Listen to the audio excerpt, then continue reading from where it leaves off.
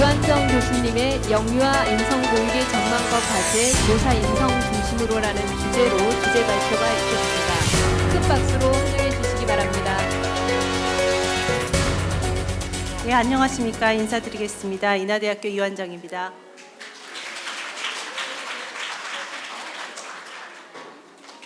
제가 이제 주제 발표인데요. 사실은 발제라고 생각하시면 정확할 것 같고, 얼핏 살펴보시겠지만 뒤에 토론하신 분들이 원고를 상당히 이제 깊게 써주셔서 제 발제를 기초로 논의를 추가로 더 해주신 걸 보실 수 있을 거예요. 그래서 제가 생각에는 저는 짧게 하고, 지루한 부분이니까 사실은 필요할 때 읽으시면 되는 거거든요. 저는 짧게 하고 오히려 이제 각 토론이 살게 하는 게 여기 계신 분들의 시간을 좀 더 효율적으로 쓸 수 있는 게 아닌가 싶습니다.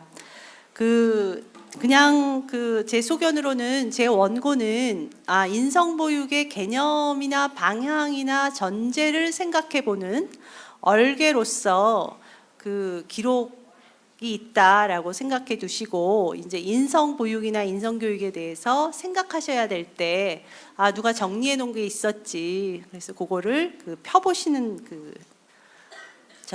용도로 사용하시면 될 것 같습니다. 인성의 개념을 생각하지 않을 수 없죠. 아시겠지만 이제 여러 용어들이 같이 쓰이고 있습니다. 가장 기본적으로 인성하면은 사람됨을 생각하게 되고요. 여러 가지 용어들이 같이 쓰이고 있는데, 영어로는 보통 personality나 캐릭터라고 쓰이고 있고요. 이제 캐릭터 에듀케이션이라 그러는 흐름이 이제 미국에 좀 많이 있죠. 그래서 제가 이제 이 자료를 정리하면서 이제 국내외 자료들을 다 섭렵해서 기초 부분을 이제 잡아야 되겠다라는 걸로 제 원고 방향을 잡았습니다. 여기서 말씀드리고 싶은 건, 포인트가 인성이라는 용어 자체가 굉장히 추상적이고 모호하다. 그래서 우리로 하여금 헷갈리게 만든다라는 점이 짚어지기를 원합니다. 그 다음에 이제 이 용어가 워낙 광범위하다 보니 논의를 할 때 이제 차원을 얘기할 수밖에 없죠. 그래서 이제 대표적인 논의들이 역사적으로 천세영 선생님, 그 다음 현주 선생님, 그 다음 정창호 선생님 정도의 흐름으로 저는 정리를 했는데요. 이 차원들을 보시면 도덕성의 측면은 공통적으로 있는 것을 보실 수가 있고요.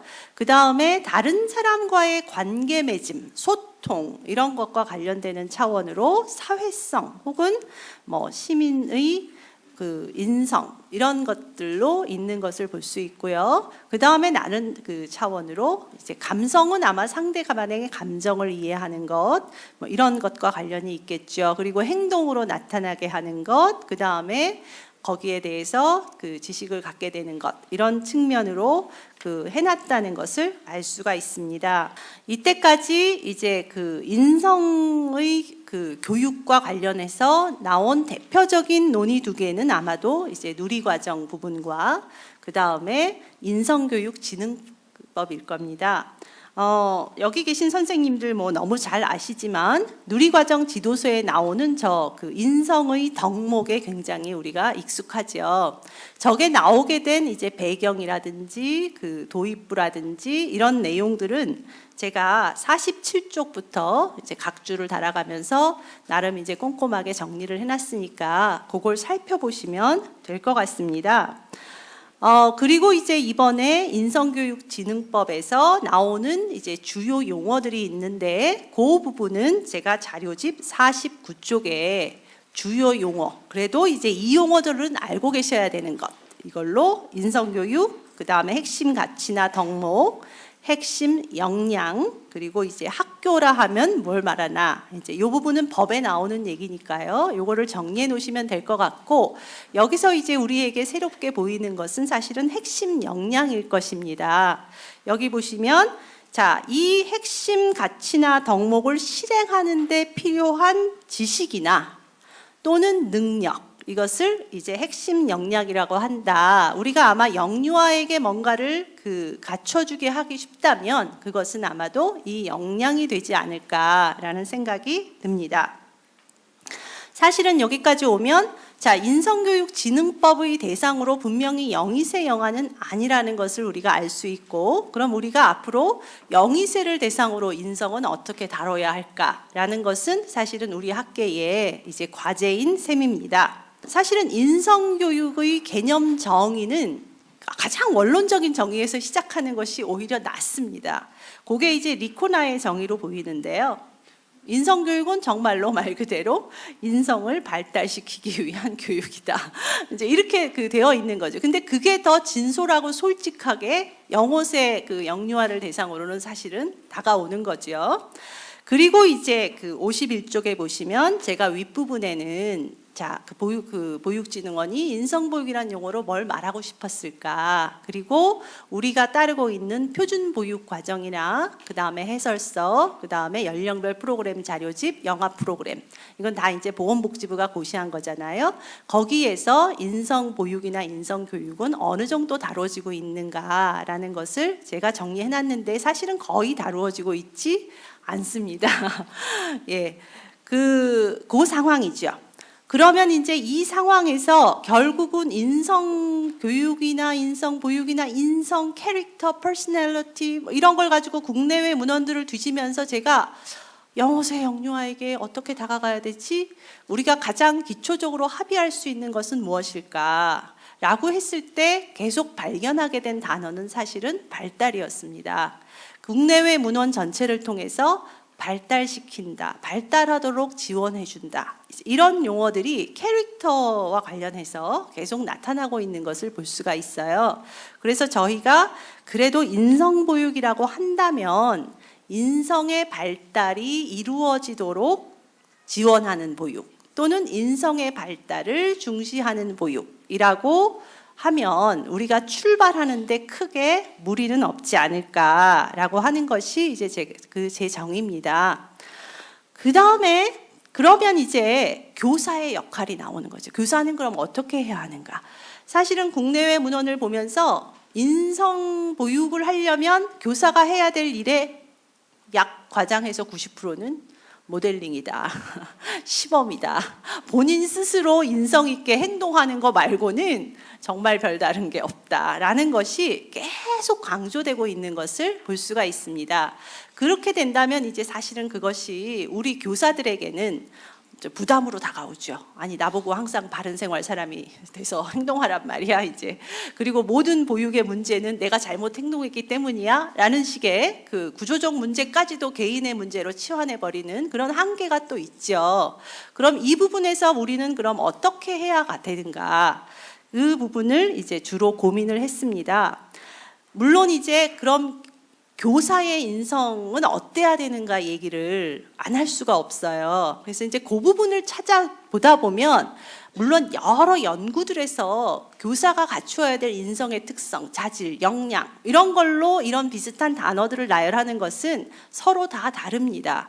근데 이제 제가 발견한 것은 유아 교사가 갖춰야 될 특성 부분과 영아 교사가 갖춰야 될 특성 부분 혹은 그것을 지원하는 방법의 부분은 분명히 발달적 차이는 있었다는 것. 그것을 우리가 받아들이는 것이 좋겠다라고 하는 거고요. 영아의 경우에 영아 교사가 갖추어야 될 특성은 사실은 두 가지만 얘기하고 있어요. 민감성과 인내심. 그러면서 끊임없이 씨앗을 뿌리는 거다. 그리고 끊임없이 인내심을 가지고 영아의 인성의 특성이 자연스럽게 발현될 수 있도록 지원하는 거다라는 것을 계속 강조하고 있는 것을 볼 수가 있습니다. 그럼 이제 과연 우리는 앞으로 예비교사를 어떻게 그럼 훈련시켜서 자격을 갖추어서 내보낼 것인가라는 것을 우리가 논의해야 되는 거죠. 이것과 관련해서는 이제 보건복지부가 이번에 법을 개정안을 내면서 이제 이런 과목들도 집어넣으시고 이런 노력이 있다는 것은 제가 자료집 55쪽에 집어넣어 놨고요. 그 다음에 연결해서 아시겠지만 NCS에서 보육 NCS가 개발이 됐잖아요. 2013년에는 이 능력 단위와 그 안에 있는 기술이 규명이 됐고요. 2014년에는 학습 모듈이 개발돼서 다 떠 있습니다. 인터넷에. 근데 저희가 이 부분을 하면서 가장 집중한 건 뭐냐 하면 더 이상 이론 교육은 하지 않겠다.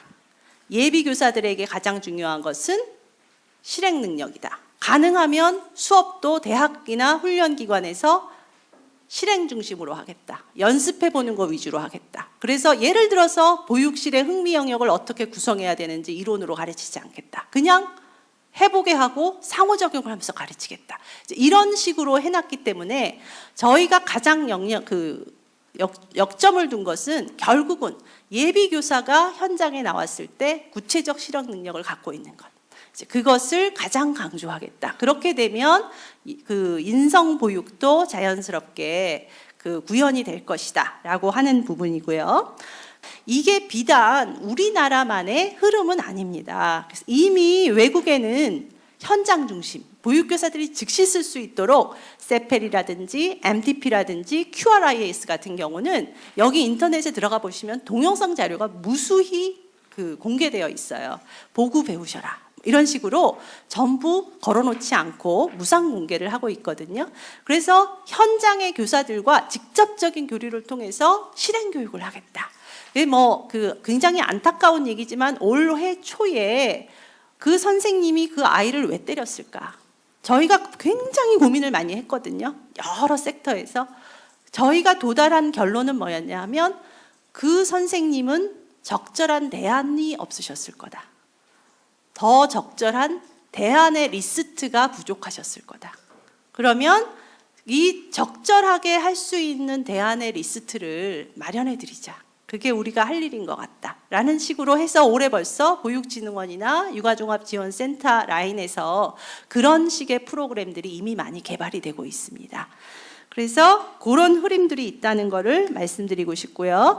그런 것과 연결해서 올해 또 보육과정 컨설팅이다 이래서 이제 보수 교육이 전체적으로 대집단화돼 있고 바람직하지 못하다. 시간 아깝게 와가지고 배우는 것도 없는 것 같다. 이제 이런 것 때문에 그것도 개편을 하고 있고 맞춤식 컨설팅 교육이 이제 필요하지 않나라는 걸로 해서 들어가는데 물론 예산이 너무 필요한 상황인 거죠. 그래서 이런 흐름들이 학계와 전문가 집단과 이 조력 집단 쪽에 전달 체계를 통해서 계속 이루어지고 있으니까 현장하고 같이 우리가 함께 하면서 이제 보육계가 발전해서 인성 교육을 잘 실시할 수 있게 되기를 바랍니다. 이상입니다. 감사합니다.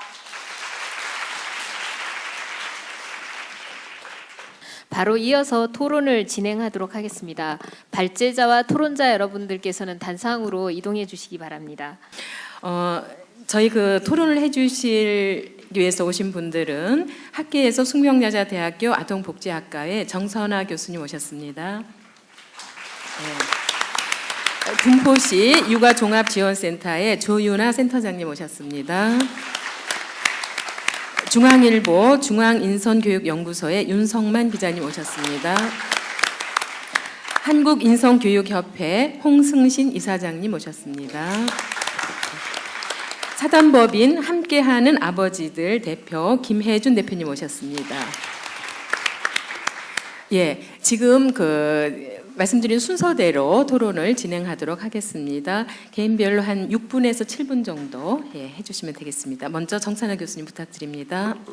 제가 지금 이제 드리고 싶은 이 덕인류 관점에서 인성교육의 지금 방향은 이 핑콥스라고 하는 이제 최근에 덕윤리 학자의 관점을 많이 차용을 했습니다. 그래서 이 사람이 얘기하는 덕윤리는 덕이라고 하는 거는 사람들이 선호하는 거라는 거예요. 저 사람이 저런 행위를 했을 때 저 사람의 저 부분이 난 좋아. 나는 그래서 저 사람의 저 부분을 닮고 싶어라고 하는 마음을 불러일으키게 하는, 그리고 그런 마음을 불러일으켰을 때 그것을 선택해서 내가 내 행위로 옮겨내는 그 힘까지를 이 핑콥스의 덕윤리에서는 덕이라라고 규정을 하고 있습니다. 이 사람이 그러면 이제 이 선호하는 성향이 덕인데, 그러면 이거를 어떻게 우리가 규정 내릴 것인가, 무엇이 덕이고 무엇이 덕이 아닌가라고, 무엇이 인성 요소이고 무엇이 인성 요소가 아닌가를 규명하는 것이 상당히 어렵죠. 근데 이제 과거에는 우리가 어떤 인성 요소라고 하는 거는 꼭 정해진 거예요. 예절을 지켜야 돼요. 우리가 누리과정에서 6가지 요소와 그 다음에 인성교육진흥법에서 굉장히 많은 요소들을 나열을 하고 있지만, 물론 거기에는 여지가 있게 열어놨습니다. 그런 많은 덕의 요소들이 우리가 지켜야 할 요소라고 얘기를 하지만, 그거는 지켜야 하는 것을 우리는 다 알아요. 어른이 있을 때 내가 자리를 양보해야 된다. 알지만 내가 힘이 들어요. 그래서 나는 자리를 양보하고 싶지 않아요. 그리고 나는 내 친한 사람들에게는 정말 배려하고 싶어요. 그러나 내가 모르는 사람을 만나면 나의 배려심은 사라집니다. 이런 것들이 지적되는 부분이 이제 덕윤리 학자들의 이제 이 덕이, 그래서 덕이라고 하는 건 결과적으로 사람이 자기가 살고 있는 상황, 이 맥락에서 무엇이 가장 최선인가를 판단해내는 능력을 갖출 때 인성교육이 이루어진다라고 보는 거죠. 그러니까 무엇을 그대로 해야 된다가 아니라, 당위성의 것이 아니라, 내가 처한 상황에서 아이들이 정목놀이를 하다가, 블록놀이를 하다가 어떤 아이가 치고 갔어요. 화가 나요. 그런데 그 아이는 화를 내지 않고 네가 이렇게 무너뜨리고 가니까 내가 다른 걸 쌓을 수 있어 라고 그렇게 이야기하는 그 아이의 품성, 그것들을 주목해주는, 사실 별거 아니라는 거죠. 이게 이 덕윤리 학자들의 관점입니다. 그러니까 상황에 따라서, 맥락에 따라서 그 아이가 그 상황을 잘 해결해 나가는 능력, 그 역량이 되겠죠. 그게 바로 이제 덕윤리라고 보시면 될 것 같고, 자, 그렇다 하면 그럼 이걸 어떻게 함양할 것이냐라고 하는 함양의 방법의 문제일 텐데, 이들이 주장하는 거는 아까도 이제 계속 이완정 교수님도 말씀하셨고, 많은 분들이 얘기를 하시는 습관화, 모델링, 우리가 너무 잘 알죠. 그대로 계속 그 행위를 반복하는 것, 그리고 모델링, 좋은 모델을 받아서 그것을 따라하는 것. 그런데 이 습관화나 모델링은 자기 비판적, 자기 주체성, 자기 주도적이지 않으면 안 된다라는 거죠. 따라해라. 이거는 좋은 행동이야. 어른을 앞에서 인사해야 돼. 존댓말을 써야 돼. 라고 하는 당위적인 규칙이 아니라, 그렇게 했을 때 오는 자기가 그것을, 그러니까 제가 이제 어른한테 인사를 잘했어요. 그러면 그 아이를 칭찬해 주죠. 우리가 참 정말 인사를 잘하는구나. 그러면 그 아이는 어떤 마음이 들겠어요? 아, 내가 이렇게 했을 때 어른들이 나한테 칭찬을 해주네. 나는 그러면 다음에도 이런 행동을 할 수 있겠구나, 해야 되겠구나 하는 마음을 가진다라는 거죠. 그게 바로 모델링과 습관화의 개념이라고 보시면 되겠고, 이제 그런데 이제 여기에서 이제 저희가 또 유념하고 좀 조심해야 되는 부분은, 우리 인간의 그 교활함이 있죠. 우리가 알고 있음을 그대로 하는 거죠. 실제로 사실은 정말 선호하지 않아요. 그런데 우리는 미안하단 말을, 우리 아이들이 요즘에 굉장히 미안하단 말을 많이 잘하고 지나가요. 그러나 정말 마음에서 우러나는 미안함이 아닌 경우가 많습니다. 왜냐하면 미안하다고 해야만이 그 상황이 모면이 되기 때문에. 그런데 그게 아니라 미안하다는 마음이 들어서 정말 미안하다고 말할 수 있는 그러한 품성의 덕을 갖추려고 하면, 그건 결과적으로 아이가 왜 내가 그 행위를 해야 되는가라고 하는, 우리가 어려운 말로 비판적 성찰이지만 아이의 판단이 들어가야 된다. 선택이 있어야 된다라는 거죠. 자, 결과적으로 우리가 어떤 행위를 할 것인가를 결정할 때 그 행위의 결정에 근거해 있는 마음의 상태에 자꾸 주목하는 거. 아까 이완정 선생님 말씀하신 민감성이라고 저는 볼 수 있을 것 같습니다. 그 부분들이 자꾸 강조가 된다 하면 우리가 수많은 인성 요소를 나열을 해서 굉장히 부담스럽지만 별로 부담스럽지 않은 아이들의 삶이 좀 더 행복해지고, 그리고 그걸 지도하는 교사의 마음이 불편하지 않은 거죠. 원리 원칙을 강요하다 보면 교사의 마음이 불편해집니다. 그래서 이런 비판적 성찰이 반영이 된 기조로 깔고 있는 이 모델링과 습관화가 인성교육이 굉장히 중요한 방법이 될 것이고, 또 이제 이 모델링에서 저희가 또 좀 더 방점을 두어야 되는 건, 무조건 누구를 따라하는 것이 아니라, 아까 이제 그 공직자윤리위원장이신 그 분이 말씀을 해주셨는데, 그 위인전을 읽어야 된다. 사실 굉장히 중요한 방법이에요. 왜냐하면 이 중요한 사람들이, 훌륭한 사람들이 어떻게 살았는지를 보면서 우리는 그 방법을 배울 수 있거든요. 그게 바로 이 모델링인데, 문제는 이 모델링을 자기 스스로 깨닫는 것도 중요하지만, 이 보육 현장에서, 교육 현장에서 교사는 주목해줘야 된다는 거. 아이가 그런 행위를 보였을 때, 그 어떤 좋은 행위를 따라하려고 했을 때 그걸 주목해주고, 그것에 대해서 더 격려해주고, 그것으로 인해서 무엇이 좋아질 수 있는지를 자꾸 부각시켜 줄 때 이 모델링이 그 힘을 받아서 이제 이용이 될 거라는 거죠. 그래서 인성교육은 실제적으로 내가 정말 어떤 행위를 선택할지에 대한 사고를 반영하지 않으면 우리는 또 다시 아마도 몇 년 후에 다시 인성교육의 부재를 얘기하지 않게 될까? 우리나라가 인성교육을 강조하지 않은 적이 없었고요. 전통적으로 인성을 굉장히 강조하는 나라입니다. 다만 이게 알고 있음과 행위로 옮겨지지 않은 것의 괴리. 그 괴리가 교육이 그동안 조금 더 간극을 메꿀 수 있도록 하는 그런 노력이 조금 부족해서 인성교육진흥법이 발의가 됐다고 생각을 하고, 그리고 그래서 우리 아이들한테 조금 더 좋은 삶을 주려고 이제 저희가 인성보육에 대해서도 얘기를 하게 된 것 같습니다. 그래서 제가 마지막으로 그 67쪽에 잘 아시죠? 유치원에서 내가 배워야 할 모든 것들을 배웠다라고 하는 책이 있죠. 그 안에 보시면 그 사람이 하고자 했었던, 물론 유치원은 이제 그냥 메타적으로 이해하시고, 그 내용은 결과적으로 우리가 살면서 지켜야 될 것들은 어린 시절에 다 경험을 했었다라는 얘기인 거죠. 그만큼 인성보육의 시점으로는 영유아 시기가 굉장히 중요하다라는 그런 메시지를 읽을 수 있는 것 같습니다. 감사합니다.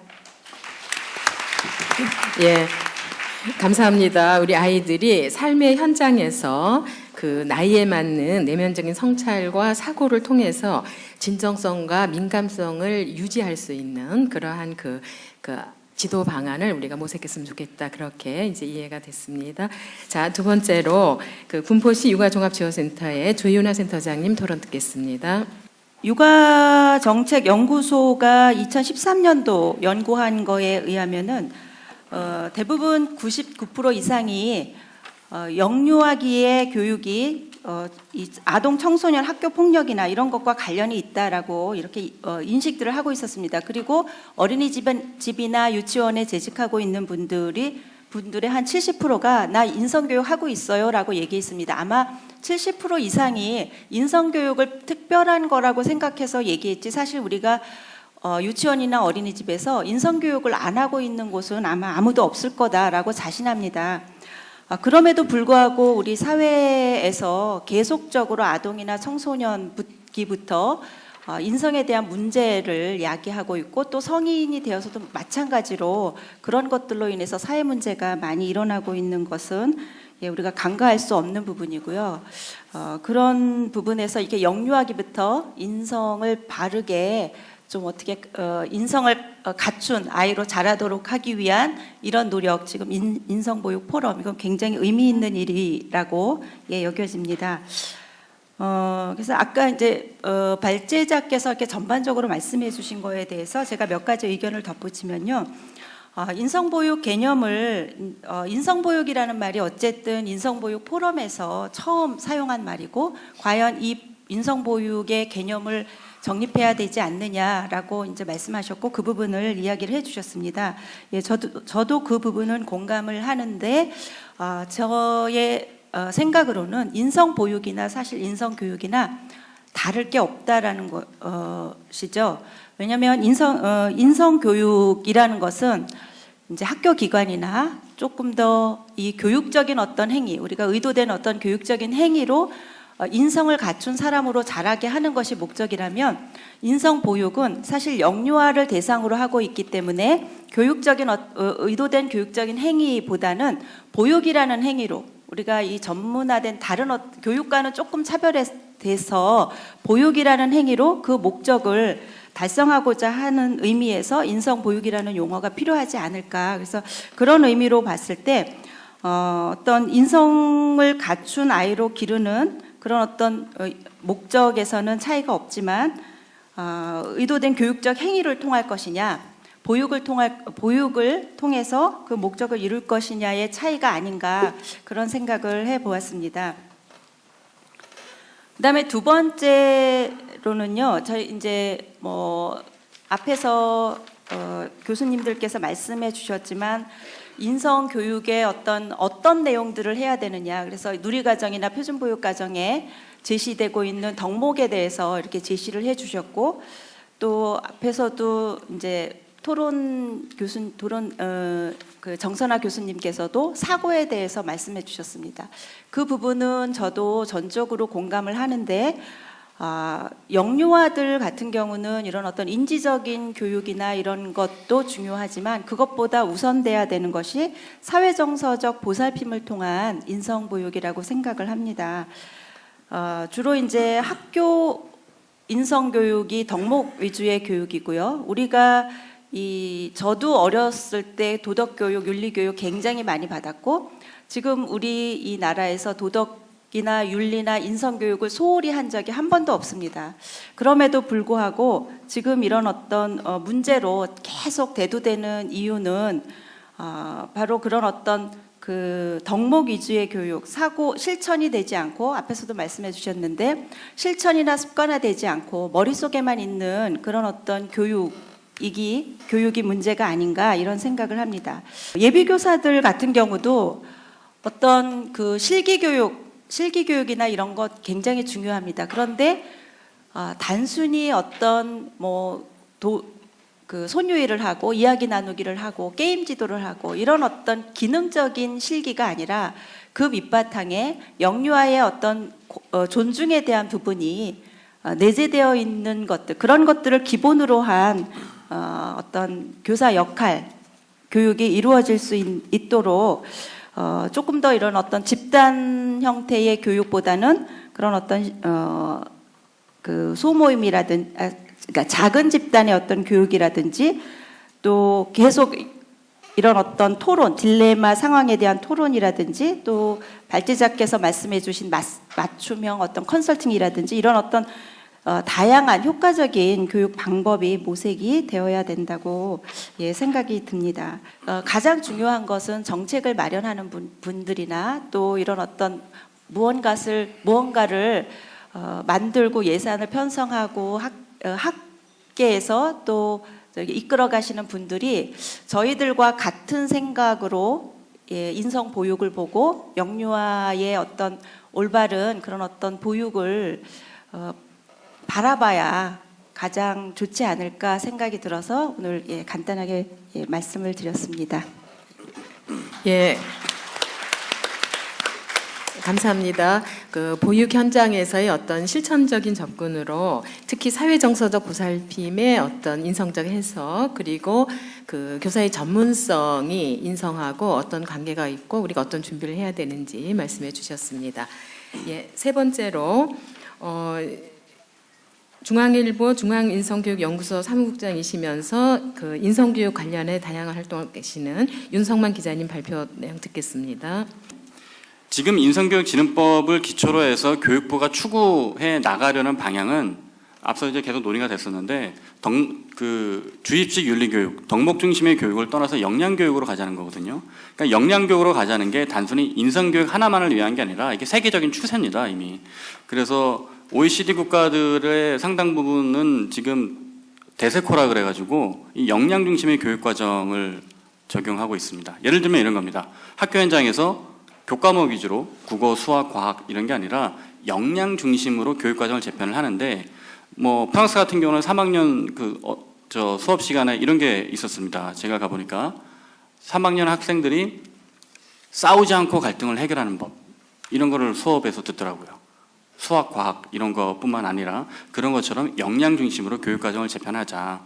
그 어떤 전체적인 흐름 속에서 그 근간이 되는 게 인성교육으로 삼자 해서 이 인성교육진흥법도 그런 연장선에서 흐름에서 이제 나온 것이라고 이해를 해주시면 좋을 것 같고요. 그러다 보니까 이제 가장 최신의 흐름을 좀 말씀드리면 이 얘기는 아마 다른 데 가서는 들으실 수 없을 것 같습니다. 지금 교육부가 5개년 종합계획을 이제 11월에 발표를 하게 돼 있는데요.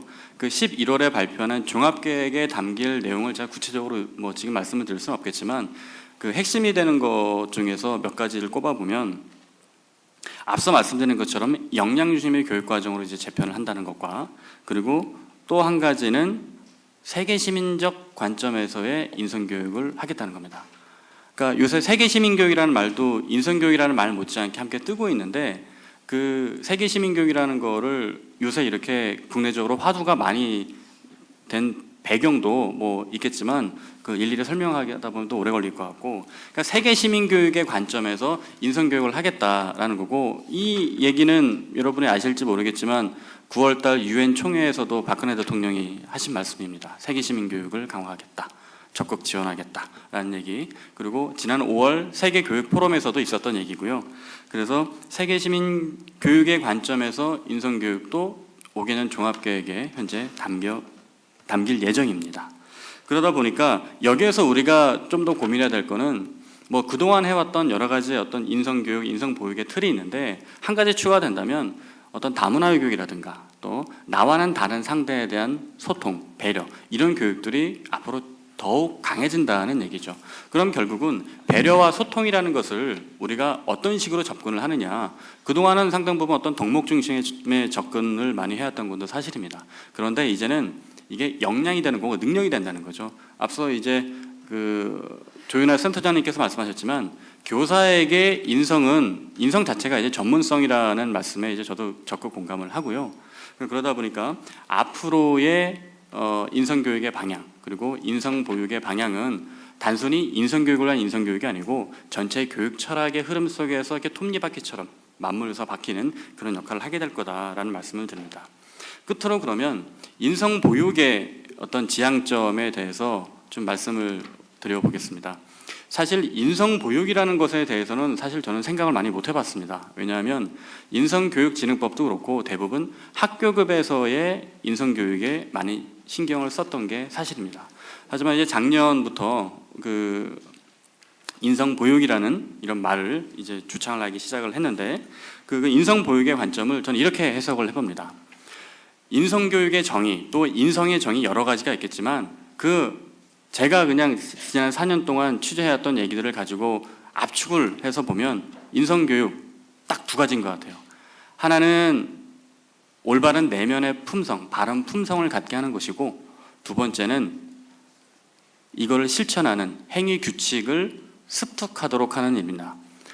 그리고 앞서 말씀드렸던 인성교육진흥법과 그리고 교육부가 추진하는 인성교육 종합계획에 담기는 교육의 상당 부분은 역량교육에 담겨 있는데 이 역량교육은 올바른 행위 규칙을 습득하는 이런 부분에 많이 초점이 되어 있습니다. 학교급에서 인성교육을 얘기하다 보니까. 그러나 여러분 아시겠지만 중요한 거는 내면의 바른 품성을 갖추는 일인데 사실 내면의 바른 품성을 갖춘다는 것은 영유아기 때 대부분 결정이 나지 않습니까? 초등학교 고학년이 됐을 때 바른 품성을 갖추는 거 물론 할 수는 있겠지만 영유아기 때보다 더 오래 걸리는 일인 거죠. 결국 이 바른 품성을 가르쳐주는 거 그리고 이거를 발달시켜주는 거 이게 영유아기 때 우리는 잡아줘야 된다는 겁니다. 그 역할을 인성보육이라는 이름으로 할 수 있을 거라고 생각을 하고요. 그리고 인성보육은 이제 계속 우리가 얘기가 되지만 모델링의 관점이 중요하다는 그런 말씀들에 적극 공감을 하고 이제 그러다 보니까 인성교육에 대해서 그동안 얘기를 많이 해왔는데 인성보육에 대해서도 우리가 오늘처럼 더 많은 논의와 이런 담론들이 앞으로도 필요하다고 판단이 됩니다. 네, 여기까지 하겠습니다. 고맙습니다. 네. 감사합니다. 전체적으로 우리가 실천, 역량 이쪽에 관심을 기울이고 있는 것 같습니다. 그리고 이제 세계 시민 교육으로서 인성교육 그리고 이제 그것을 인성보육으로 함께 이해하는 그 토론을 발표해 주셨습니다. 감사합니다. 자, 다음은 한국인성교육협회의 홍승신 이사장님 발표 듣겠습니다. 심리학의 대가인 프로이드가 모든 인간의 감정은 6세 때 다 완성이 된다 할 정도로 이제 영유아가 중요하고 그 중심에 여기 우리 관계자분들이 많이 계시기 때문에 정말 그 역할과 그런 그 가치에 대해서는 뭐 새삼 말씀드리지 않아도 좋을 것 같고요. 저는 현장 활동을 하면서 보다 근본적인 그런 문제를 한번 우리가 생각해 보자는 거고 좀 확장을 해 보자는 거거든요. 그런데 여기 이제 교수님들도 많이 계시지만 법무연수원에서 최근에 협회와 함께 하고 있는 프로젝트가 있습니다. 거기 이제 과정이 많이 있기 때문에 법무연수원에서 어떤 과정이라고 제가 말씀드릴 수는 없지만 그분들의 고민이 이제 1년 교육 과정으로 이제 법조인을 키워내는데 굉장히 인성 문제가 중요함을 깨닫고 있는 거예요. 삶 속에서 그리고 어떤 자기의 어떤 전문직을 수행하는 과정에서 많은 스트레스와 회복 탄력이라고 하는 요즘에 이제 굉장히 뜨는 강의 주제 같은데 본인의 어떤 그 본성, 사람을 대하는 따뜻한 마음, 그 조직이 지향하는 가치, 그 인재상을 가지고 사람을 따뜻하게 보면서 살아가야 되는데 직업을 수행하다 보면 변해간단 말이에요. 어떻게 그런 회복을 해나갈 거냐 하는 이제 근본적인 문제부터 저희가 고민을 하고 있는데 그걸 추적을 하다 보면 영유아 때 프로이드가 얘기했듯이 영유아 때 어떤 그 상황이 많이 나옵니다. 사실 요즘에 이제 굉장히 다양한 툴들이 많이 나오잖아요. 그래서 좀 더 어떤 그 감정의 바탕이 되는 그런 시기를 보면 영유아 시기 때 그리고 청소년 시기 때 그런 쇼크를 받았던 그런 상황이 그대로 이렇게 성인이 돼서도 이렇게 가지고 있고 특히 이제 군도 요즘에 컴플레인이 많습니다. 그래서 그런 관련돼서 이제 그래서 다시 한번 제가 이렇게 이 부분에 대해서 문제 제기를 드리고 싶고요. 그래서 제가 여러 가지 자료를 가지고 우리 그 선생님들에게 도움이 될 만한 내용 2가지만 제가 말씀을 드리고 마무리를 하도록 하겠습니다.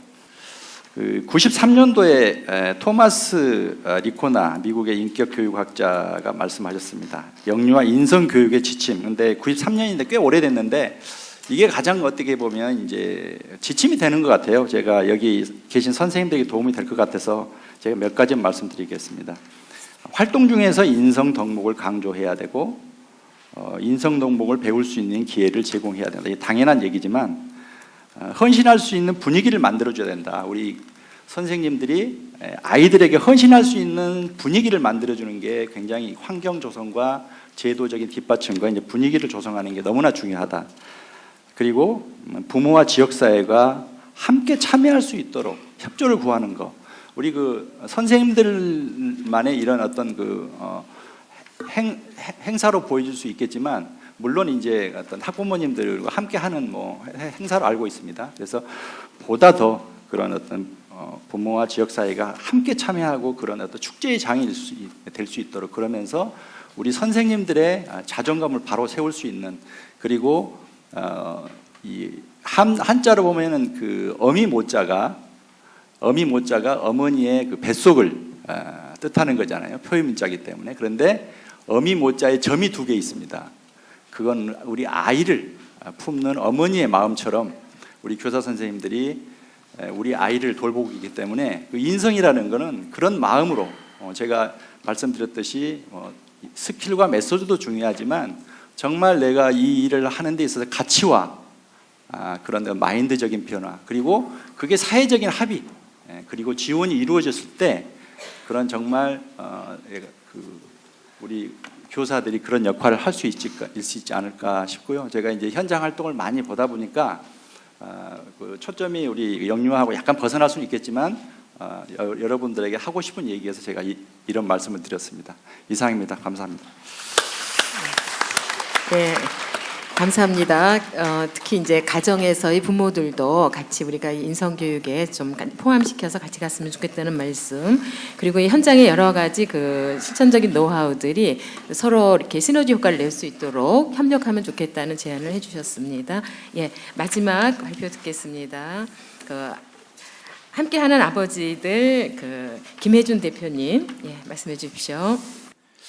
제가 오늘 말씀드리고 싶은 것은 결론부터 말씀드리면 아까도 계속 이제 강조됐던 게 보육 교사 선생님들의 현장에서 모델링이었지 않습니까?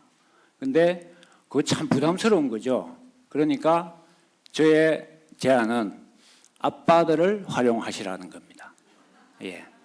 그래서 어린이집에서 가급적 많은 아빠들이 참여하는 기회를 만드시고 그리고 아빠들과 직접 연결되는 연락망을 구축하십시오. 엄마들 통해서 아빠하고 연락하지 마시고 바로 모든 원아들의 아빠 핸드폰 주소를 파악을 해 주십시오. 그리고는 아빠들하고 다이렉트로 연결을 하세요. 저희가 이제 아버지들을 많이 상대를 해보면 가장 아버지의 역할에 대해서 관심이 정폭되는 시기가 바로 어린이집 입학할 때입니다. 그러니까 대한민국에서 가장 관심이 많은 아빠들을 여러분께서는 상대를 하실 수가 있는 겁니다. 그 다음 2번째가 중2. 사춘기에 접어드는 이제 그때 아빠들이 막 어떻게 해야 될지를 몰라요. 그 뭐 어쨌든 간에 제1이 어린이집 입학할 시점입니다. 그러니까 저의 제안은 간단합니다. 아빠들을 활용하십시오. 그러면 아빠들이 인성교육에 왜 의미가 있느냐, 그걸 좀 말씀을 드리겠습니다. 아빠라는 존재는 우선 인간이 태어나서 처음으로 접하게 되는 타자가 아빠입니다. 즉 남이라는 거죠. 우리가 요즘은 내 영상 촬영 기술이 발달했기 때문에 엄마와 자기 자신을 생각할 때 활성화되는 내 부위는 일치하는 것으로 나타났습니다.